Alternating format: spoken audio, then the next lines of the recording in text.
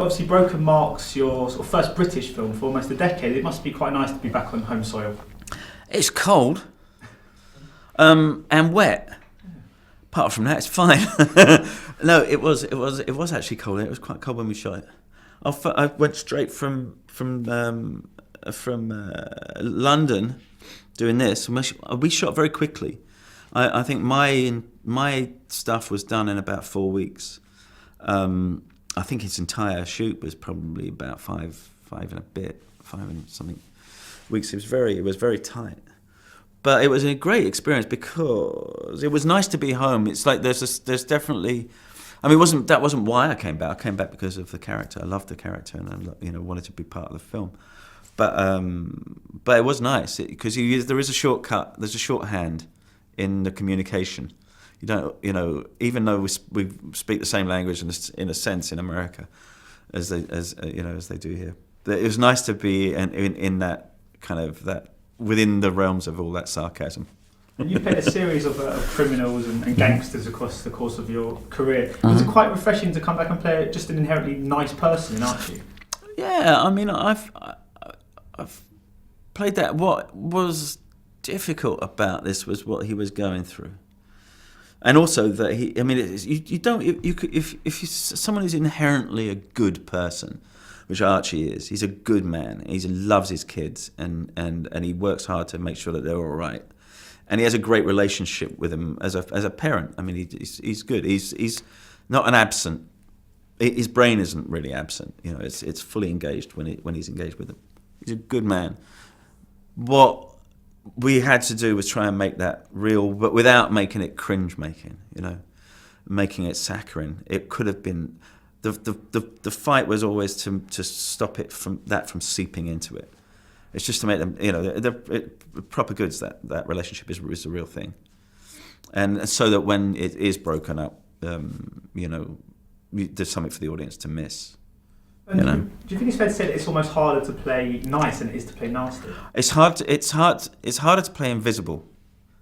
And I love doing it, and it was a discussion that we had, me and Rufus. There's nothing big. This is not a screaming big performance. This is keep it down, keep the lid on him.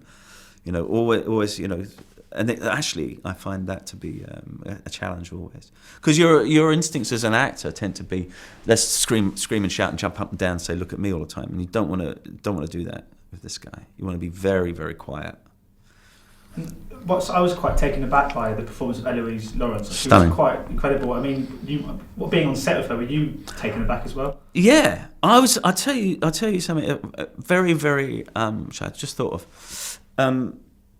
First of all, yes, all of that. It's being around the beginnings of something very special. If she chooses to go down this road and be an actor, and she could if she wanted to. But I had to do a couple of scenes where I'm crying in the film, and we had to do a lot of takes. And normally you go, oh God, crying acting. Here we go, and you put the shit in your eyes and you do your thing, right?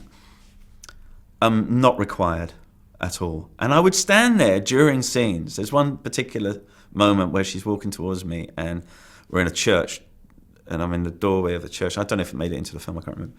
And she's coming towards me, and at every single time we did the take, it would come at exactly the right moment. Because it was the idea of losing this girl was just devastating to me personally. It was heartbreaking, And that only worked because she worked so well. She worked so well, that kid. And you had a wonderful chemistry with her. Yeah. Did that just come naturally, or did you kind of spend some time off set? No, when I came over, I did a thing where I said, I want you to give me the kids and we're going to take off. We're going to mooch about London and try and get to know each other a bit. And I knew Bill Milner. I'd worked with him before, and I think called Skellig. He played the kid in that, lead in that or something. And now he was playing my son. So I had a relationship with him, but I had none with her. And it came very quickly. And it was at the beginning manufactured, and very quickly it became something that was very natural. And we're still tight. And of course, the film won the best film at the BIFTA Awards, which is becoming a real kind of feat because that's quite a big ceremony. Yeah. It must be great to have that on the back of this film before it's released. Yeah, I thought I think when you've got a director that really has a brain and has an intellect and is really good, quite clearly good, it's nice to have him patted on the back, you know. And just finally, of course, this is coming out at roughly the same time as Arbitrage, which you're also in. Despite being one of the biggest kind of movie stars in the world, is it always nice to know that people have got a choice of Tim Roth films at the cinema at the same time? I think it's hilarious. It's again a new director. I think it's his second film. For me,